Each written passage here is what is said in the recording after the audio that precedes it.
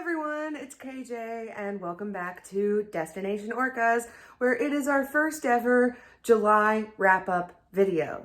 This month, I started reading on July 15th and I read all the way through July 31st, and in that time I read 12 books, and today I'm going to go over just a brief summary of those books as well as my thoughts and ratings on them. So grab a cup of coffee, let's get caffeinated and talk about some books.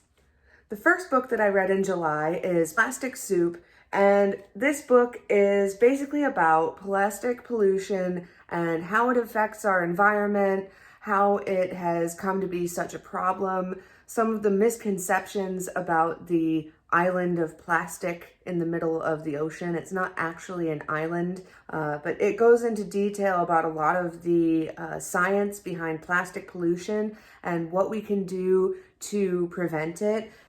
One of the things that I really like about this book is that it has some, dare I say, beautiful artwork in it. And when I say beautiful, I mean beautiful in a very harrowing way. The photographs themselves speak volumes, but they're beautiful photographs. The colors are so vivid. It's literally miles of plastic and garbage, but when you see that and the way that it's photographed, as someone who's taken photography in school, I can just appreciate a lot of the art and photography that's in this book. I learned a lot in this book about plastics and the way that they're disposed of, and also what happens to plastic when we're done using it.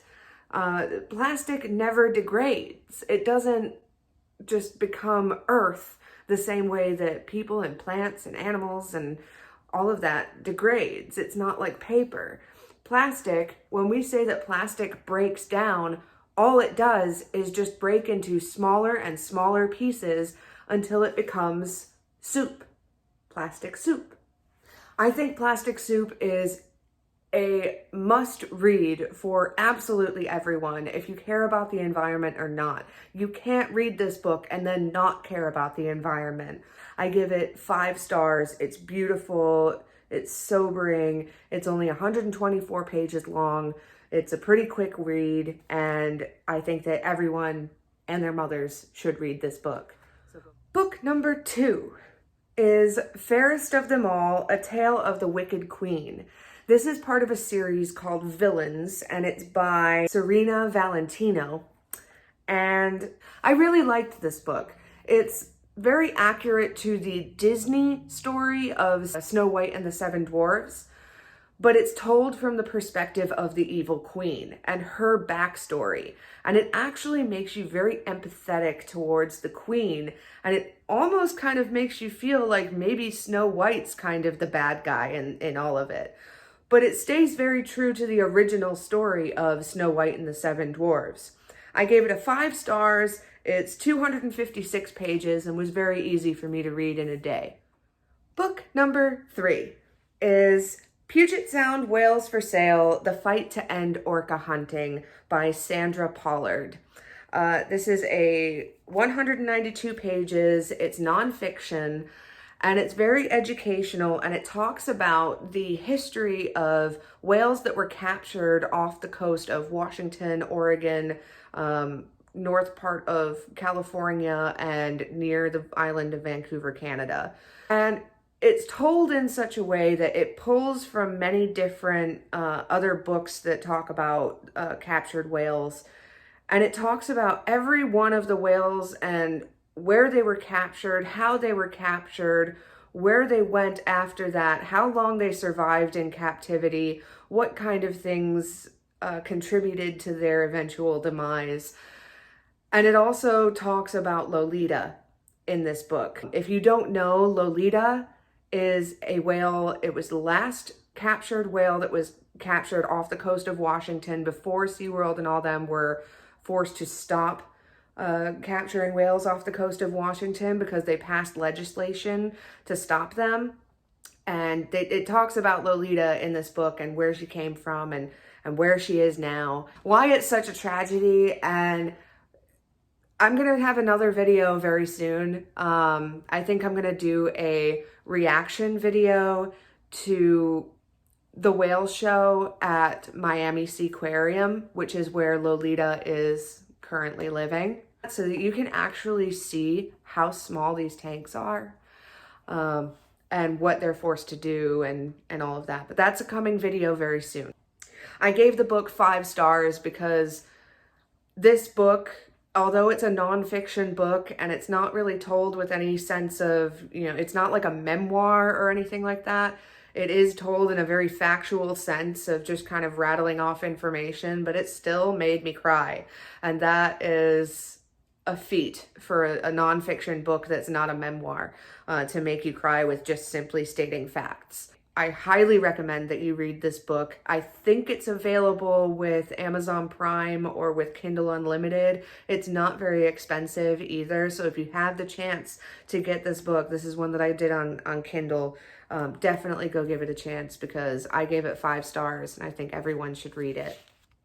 Book number 4, Floating Coast, An Environmental History of the Bering Strait by Bethesda Demuth. I hope I'm saying that right.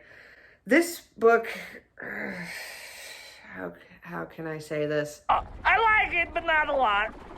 I don't like it. It was 324 pages of actual book, but the full book is more like 600 pages.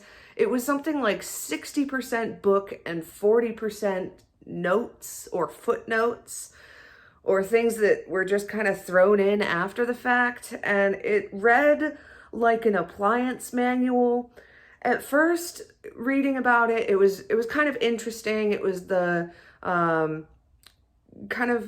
it was talking about these 2 native or indigenous people to the Alaska and the area in between Alaska and Russia. The 2 sets of indigenous people there, the Chukchi and the Inuit peoples, and how they used to rely on whaling for survival and how much they would whale and how many whales they would kill. And then it also talks about how the fight of capitalism versus communism. So like communism from Russia is coming in and they're trying to kind of take over the land and then use whaling for their advantage to make kerosene and things like that for the communists. And then the capitalists come in and they're like, oh, whales are like a whole gold mine. We should go and take them because they're worth loads of money and we like money. So let's go in and just kill them all because they're a never-ending resource. Well, then they find out that that's not actually the case. There weren't hundreds of thousands of these whales. There were maybe thousands of these whales, and then they go and kill thousands of them, and then now there's only hundreds of them, and they're on the brink of extinction. So it was kind of, in that sense, it did have some good information in it, but it was just so hard to read. And it took me a really long time. The whole thing just reads like an appliance manual. It lacks emotion, and it just wasn't an interesting read for me. It was very much political, and although it had certain things to do with the whales, a lot of it also had to do with like caribou and foxes and things like that, and why the communists and the capitalists were fighting for all of these resources. And it kind of failed to hold my attention, honestly. So I gave it 2 stars. And I'm sure that there's some people out there that love history and read this and they get so much value out of it. These are just my opinions. So, if you're someone who can't really sit through a lot of political history, this might not be the right book for you. If you love political history, you'd probably love this book. So I gave it 2 stars because I didn't like it. Book number 5, Orca, the Whale Called Killer by Eric Hoyt. This book I actually got on Kindle because of the Puget Sound whales book by Sandra Pollard. Sandra Pollard's book referenced Orca the Killer Whale, or Orca the Whale Called Killer, in her book. So I was like, okay, well, if this is where she's getting a lot of her source material, maybe I should read that book too. And after reading both books, I would say that if you're going to pick one of them, pick the Sandra Pollard one, the Puget Sounds one, because Orca the Whale Called Killer was told very much more like a memoir. So it was one of the guys that went out during the time of all of these captures in the 60s and 70s. And they were out there with these hydrophones and these synthesizers, and they were trying to communicate with the whales. They also came up with the system for photographing the whales and naming them and figuring out which whales belong to which pods. And he was also with the group of people that figured out that there were 3 distinct kinds of whales up in the Washington and Vancouver area. Those are the northern residents, the southern residents, and the transients. So he kind of figured all of that out, but it's all sort of like his documenting, almost like reading someone's journal of the time that they spent doing all of that. And it was really good. It was kind of a memoir, but it lacked some emotion in places because he was trying to like relay all of the facts. It was very scientific method kind of thing. And for me, it was just kind of a slow read. I struggled to read more than a chapter at a time in this book. So for that reason, I gave it 4 stars. I think it's a really important book to read if you're passionate about orcas and you want to know about them. But other than that, like you might not find interest in it unless you are like me and are passionate about them. If you're going to choose one of the 2 books as to being quote unquote more important or having more useful information, I would say go for Sandra Pollard's book. This one is just one that I enjoyed, but it was just a slow read. So I gave it 4 stars. Book number 6 is Not Tonight, Josephine, A Road Trip Through Small Town America by George Mahood. Now this came as part of my Kindle Unlimited membership and it was free. But after reading it, I ended up going and buying the book and every other thing that George Mahood wrote because I really enjoyed his writing style. He's English and I'm from England and I moved to the US and kind of had to learn how to assimilate to American culture. So he's coming from England and he's going on this road trip across America in the early 2000s with his friend. And they're going in this beat up old van that they find on, I guess was the equivalent of Craigslist. I can't remember if he said that it was Craigslist or just like in a newspaper or if it was like a flyer that was in a cafe or something, but they found this cheap van that keeps breaking down on them and they're going across the country and it's just kind of like all of their misadventures along the way. And it was so enjoyable to read. I could not put it down. And there was just so many times in this book where I just reading it, I'm sitting on the couch next to my parents and I'm reading this book and I would just burst out laughing and they're like, what's so funny? And I'm like, I'm not going to go and try to explain this whole thing and why it's funny, but it's funny. But they looked at me like I was insane. It's 371 pages, so it is a full novel length, and I gave it 5 stars because it was just so enjoyable to read. Book number 7 is Idiot, Life Stories from the creator of Help Helen Smash. I've been watching Help Helen Smash videos for many years now and I love them, and I kind of like followed Laura Cleary's page and her YouTube channels and all that, and then I found out that she was writing a book, and when I kind of found out what her book was about, I was going through a struggle of getting back into sobriety. I'm sober now. So she had to go through this whole sobriety journey and finding her current partner, husband, Stephen. And this book is her whole memoir of her life. It is about her rise to fame and her struggle through recovery and all of that. And there were just so many things that I loved about this book. It was told with such humor and with such realness and vulnerability, and the fact that she's from Downers Grove, and like I spent time in Downers Grove. I lived not far from there. So I could relate to so much in this book. So I think that's part of the reason why I gave it 5 stars, is because I was just enamored with the entire concept of the book, and I already loved Laura, so okay, my review is gonna be a little bit biased, but this is my channel, and if you don't like it, fine. You read it yourself and you find out if you like it, but This channel is about me, and I liked it, and I gave it 5 stars. Okay, okay. Book number 8 is This Van Could Be Your Life by, I'm going to butcher this name, Mishka Shubele. It was only 52 pages. Thank God it was only 52 pages. It was basically Little Miss Sunshine, but it lacked all of the interesting plot twists. And the writing style was just so whiny and pessimistic and such victim mentality.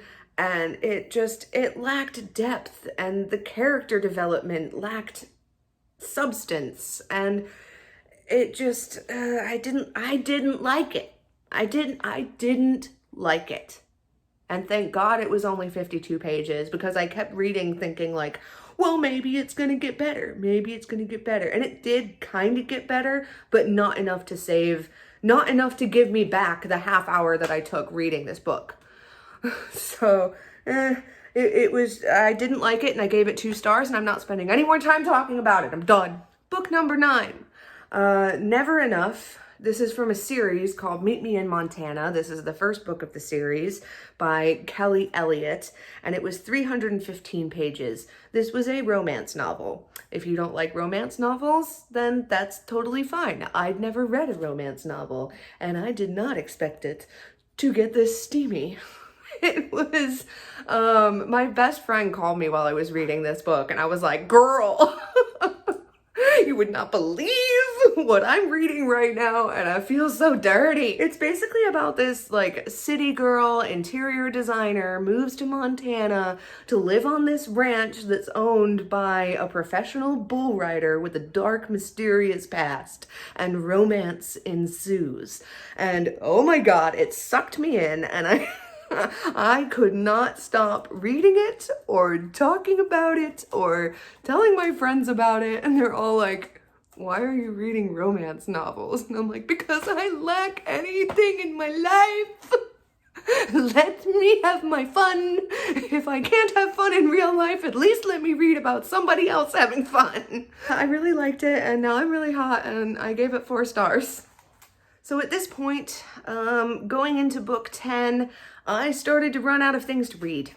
So I was really, really looking forward to reading 5 Feet Apart.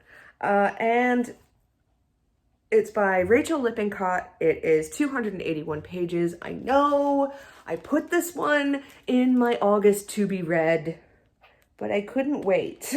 I wanted to read it so bad, and so I read it. Because it's my channel and I do what I want. Deal with it. This book, as someone who has dealt with family medical issues and people being in and out of hospitals for the longest time, this book is so accurate, and it's heart-wrenching, and I could not put it down. I read it in a day.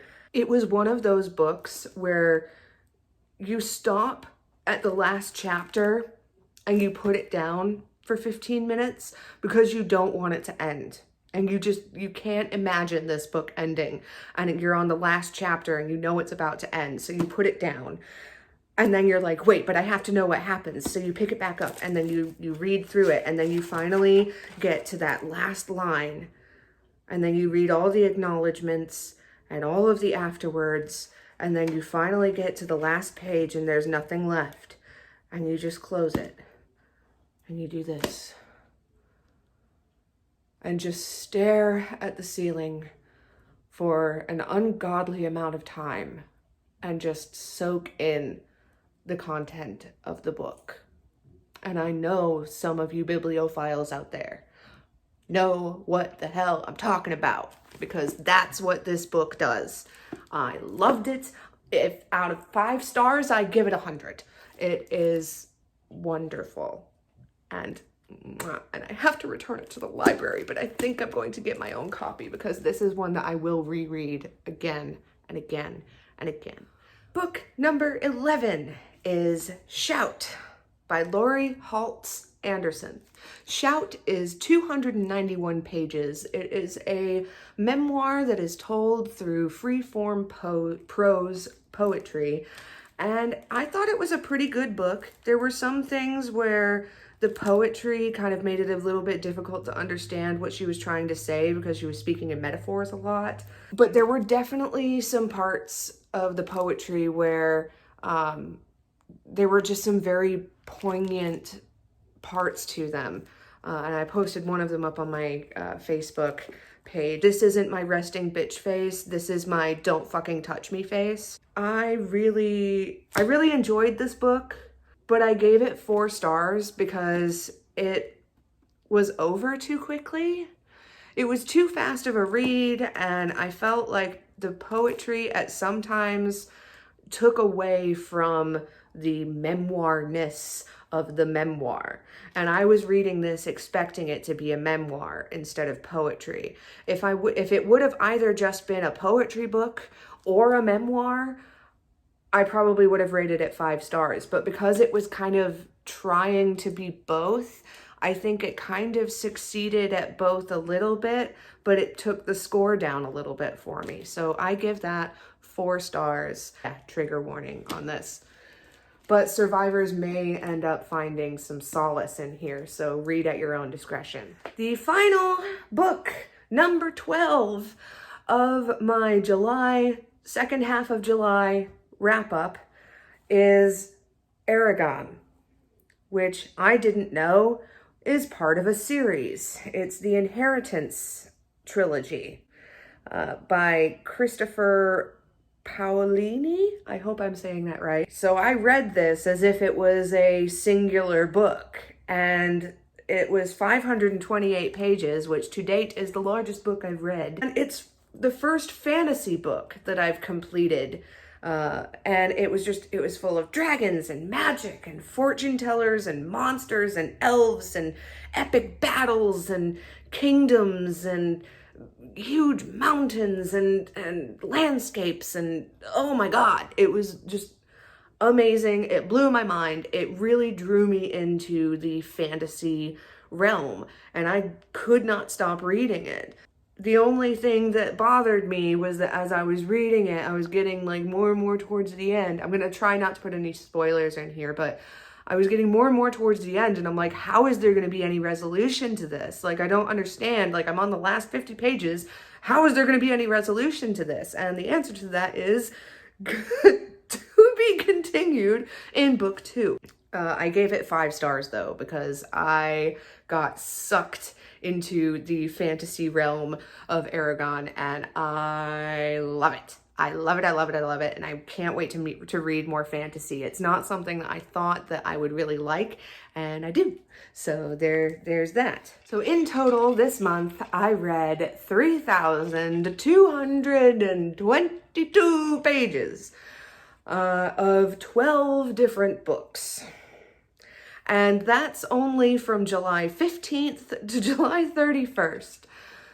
I think it's safe to say I've become a book nerd. I'm really looking forward to putting out another one of these videos. Please let me know if you liked it, if there's certain things that you would like me to include more of, or if there's certain books that you want me to review. Let me know what your thoughts of these books are, if you've read them. Yeah, I hope you liked this video. If you did like this video, please give it a like, because I am a new booktuber and YouTube's algorithms likes it when you give it a like. It will show it to more people. Hit that subscribe button and bang that bell, and please make sure that you check out the doodad below, because I put all of the links to the different books in the doodad below, and I spend a lot of time putting all the links down there. If I ever get affiliate links, or if I ever am sponsored, I will always be transparent with that, because I hate when YouTubers do that. Thank you so much, and I've been so happy with the warm welcome that people have been giving me, and I do hope in the future. I've ordered some sound equipment for being able to record these videos, and hopefully that will improve the sound quality. I'm also working on trying to get my editing a little bit better, so bear with me. It's a learning process. I'm new to this, so be nice. My next video will probably be a reaction video to Miami Seaquarium's Orca show, and I'm not looking forward to seeing it. There's also links in the doodad below about different organizations that help the whales, and help the environment and stuff like that. So if you want to do that. Also, I am currently not affiliated with YouTube yet. So that means I don't get any kind of compensation for the time and effort that I put into making videos and things for YouTube. And it takes a lot of time to put these videos together and put all the links and stuff in the description. So I'm going to put my Cash App and PayPal in the doodad below. There's absolutely no obligation, but if you feel so inclined as to send me a tip, then that would be absolutely wonderful and mostly appreciated, but it is absolutely not required. If I end up getting a pretty decent following here, I may at some point make a Patreon, but I have a full-time job as it is right now, and that just sounds like a lot of upkeep, and I don't want to have people paying for something that they're not getting content out of, and I would feel really bad about that. So as it is, I think I'm just going to leave it open for tips only. With that said, I hope that you all have a wonderful day. I'm going to try not to get swept away in this hurricane that's about to come through here today. We're about to get the outer rain bands of this hurricane. I don't know the name of it, but us Floridians, we don't really care. As long as the stores don't run out of beer, we're good. And me, I got plenty of books to keep me occupied. And that reminds me, I should make sure my Kindle's charged. But yeah, so everyone have a great day, and I'm going to stop rambling now. So bye!